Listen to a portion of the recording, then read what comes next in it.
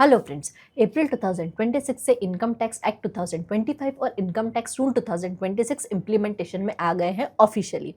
तो अब आपके कंप्लायंसेस, प्रोसीजर और रिपोर्टिंग का बड़ा स्ट्रक्चर चेंज होने वाला है।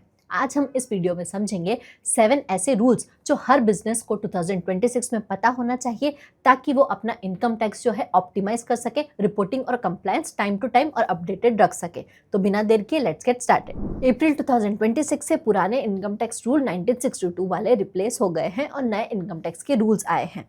अब डिजिटल रिपोर्टिंग और स्ट्रिक्टर डॉक्यूमेंटेशन मैंडेटरी हो गए हैं।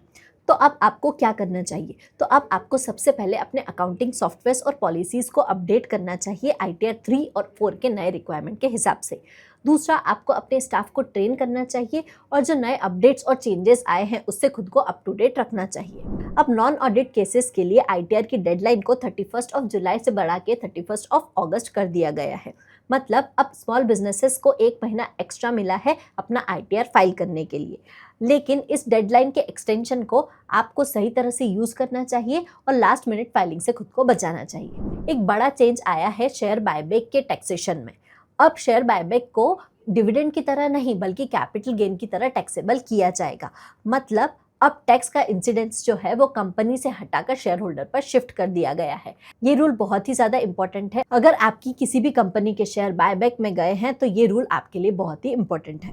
मैट क्रेडिट रैशनलाइजेशन में भी एक नया चेंज आया है। अब आप 25% तक ही मैट क्रेडिट जो है वो यूटिलाइज कर सकते हो। इसका इम्पैक्ट ये है कि पास्ट के जो क्रेडिट है वो लिमिटेड हो गए हैं, तो अब आपको अपनी प्लानिंग एडजस्ट करनी पड़ेगी। स्मॉल टिप यही है कि ट्रांजिशन के टाइम पे आप मैट क्रेडिट के एडजस्टमेंट पे फोकस करो सबसे पहले। अब TDS और TCS में भी 2026 में चेंजेस आए हैं। TCS को रैशनलाइज कर दिया गया है। एजुकेशनल, मेडिकल और फॉरेन रेमिटेंस जैसी सर्विसेज पर 2% TCS कर दिया गया है। वहीं मैन पावर सर्विसेज पर 1 to 2% TDS है और MSMEs के लिए ऑटोमेटिक सर्टिफिकेट्स भी इंट्रोड्यूस किए गए हैं। तो बेसिकली आपका कैश फ्लो और कंप्लायंस दोनों स्ट्रीमलाइन हुए हैं। अब HRA बेनिफिट में भी चेंज आया है। क्या चेंज है? अब मेट्रो सिटीज जो है वो एक्सपांड कर दी गई है 8 सिटीज की तरह। दिल्ली, मुंबई, चेन्नई और कोलकाता के साथ साथ अब बैंगलोर, पुणे, अहमदाबाद और हैदराबाद भी इंक्लूड कर दिए गए हैं, जिससे अब इन सिटीज में कंपनीज को अपने HRA स्ट्रक्चर जो है वो वापस से रीस्ट्रक्चर करने पड़ेंगे। इस तरह से एम्प्लॉयज अब ज़्यादा HRA एग्जम्पशन के लिए एलिजिबल हो गए हैं। Last but not the least, rule 7। अब GST और इनकम टैक्स दोनों के लिए ई-इनवॉइसिंग मैंडेटरी हो गया है थ्रेशोल्ड क्रॉस करने पर। किसी भी तरह का नॉन कंप्लायंस जो है वो पेनल्टी अट्रैक्ट कर सकता है और आपका ITC भी लॉस्ट हो सकता है। इसका इम्पैक्ट ये हुआ है कि इनवॉइस मैनेजमेंट अब आपके लिए और भी ज़्यादा क्रिटिकल हो गया है। इनवॉइस मैनेजमेंट की जब बात आती है तो डे टू डे बिजनेस में सबसे ज़्यादा बड़ा टास्क होता है GST इनवॉइसेस बनाना। आप जब भी GST इनवॉइस बनाते हो तो उसमें सारी इन्फॉर्मेशन प्रॉपर आनी चाहिए, जैसे आपका GST नंबर हुआ, HSN कोड हुआ, क्वांटिटी, अमाउंट, सही CGST, SGST या IGST।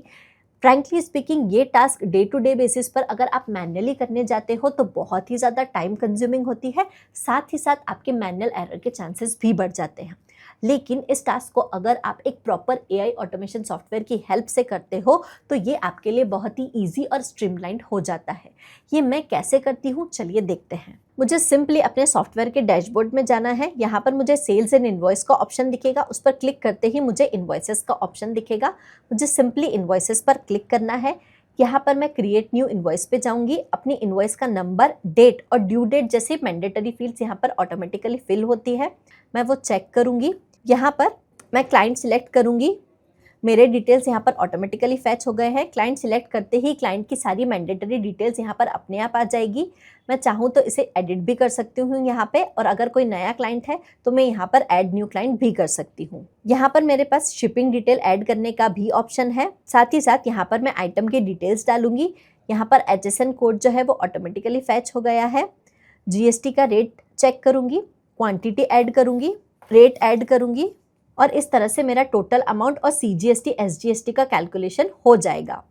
यहाँ पर मेरा प्रोडक्ट किस यूनिट में है मैं वो यूनिट ऐड करूँगी। जैसे ये पीसेस में है तो यहाँ पर मैंने पीसेस ऐड करे हैं। ड्रॉप डाउन करते ही मेरे टैक्स की कैलकुलेशन मुझे यहाँ पर दिखेगी, इन वर्ड्स भी दिखेगी। यहाँ पर मेरे पास सिग्नेचर ऐड करने का भी ऑप्शन है। यहाँ पे मैं सिग्नेचर अपलोड कर सकती हूँ या फिर सिग्नेचर पैड यूज़ करके भी अपना सिग्नेचर ड्रॉ कर सकती हूँ। और सिंपली अपलोड सिग्नेचर पर क्लिक करते ही मेरा सिग्नेचर अपलोड हो जाएगा। यहाँ पर मैं अपने टर्म्स और कंडीशन ऐड कर सकती हूँ, नोट्स या फिर कोई अटैचमेंट और एडिशनल इन्फॉर्मेशन है तो वो भी यहाँ पर मैं ऐड कर सकती हूँ। अगर ये मेरा रिकरिंग इनवॉइस है तो मुझे हर बार ये इनवॉइस बनाने की जरूरत नहीं है, मुझे simply this is a recurring invoice पर क्लिक करना होगा और ये इनवॉइस उस पर्टिकुलर डेट पे ऑटोमेटिकली मेरा बुक्स में बन जाएगा। मुझे सिर्फ अपकमिंग डेट सिलेक्ट करनी होगी। इनवॉइस अगर हर महीने का है तो मुझे यहाँ पर एवरी मंथ सिलेक्ट करना होगा। इनवॉइस अगर हर महीने का है तो मुझे एवरी मंथ सिलेक्ट करना होगा। उसी तरह से वीकली, क्वार्टरली या फिर अगर 6 मंथली है तो मैं उस तरह से भी पीरियड सिलेक्ट कर सकती हूँ। सिंपली उसके बाद मुझे सेव एंड कंटिन्यू पर क्लिक करना है। सेव एंड कंटिन्यू पर क्लिक करते ही मेरा इनवॉइस बन गया है। यहाँ पर ई इनवॉइस क्रिएट करने के लिए मैं सिंपली जनरेट ई इनवॉइस पर क्लिक करूंगी, एपीआई की डिटेल्स डालूंगी और मेरा ई इनवॉइस जनरेट हो जाएगा। उसी तरह से यहाँ से मैं ई वे बिल भी जनरेट कर सकती हूँ। ये मेरा इनवॉइस बन के रेडी हो गया है। इसे मैं सिंपली यहाँ से डाउनलोड कर सकती हूँ या फिर ईमेल और व्हाट्सएप के थ्रू डायरेक्टली अपने क्लाइंट को भी भेज सकती हूँ। तो देखा आपने जीएसटी का एक प्रोफेशनल इनवॉइस बनाना मेरे लिए कितना आसान है। सिर्फ प्रोफेशनल इनवॉइस ही नहीं, यहाँ पर मैं अपनी बिजनेस की थीम के हिसाब से अलग अलग टेम्पलेट में भी इनवॉइस क्रिएट कर सकती हूँ। तो अगर आप भी अपने बिजनेस को और भी ज़्यादा प्रोफेशनल और कंप्लायंट बनाना चाहते हैं तो इस सॉफ्टवेयर का यूज़ कर सकते हैं। इसकी लिंक हमने नीचे डिस्क्रिप्शन में दी है। तो दोस्तों, आज हमने डिस्कस किए 7 ऐसे इनकम टैक्स के रूल्स जो 2026 में आपके बिजनेस को इम्पैक्ट कर सकते हैं। तो अगर आप भी स्मार्ट ऑटोमेशन का यूज़ करते हो और कंप्लायंट रहते हो तो 2026 में आप अपना टैक्स बर्डन कम कर सकते हो और अपने बिजनेस को ग्रो कर सकते हो। इस टॉपिक से रिलेटेड अगर आपके कोई क्वेश्चंस है या आप हमें कोई सजेशंस देना चाहते हो तो वो भी हमें आप नीचे कमेंट में बता सकते हो। Thank you.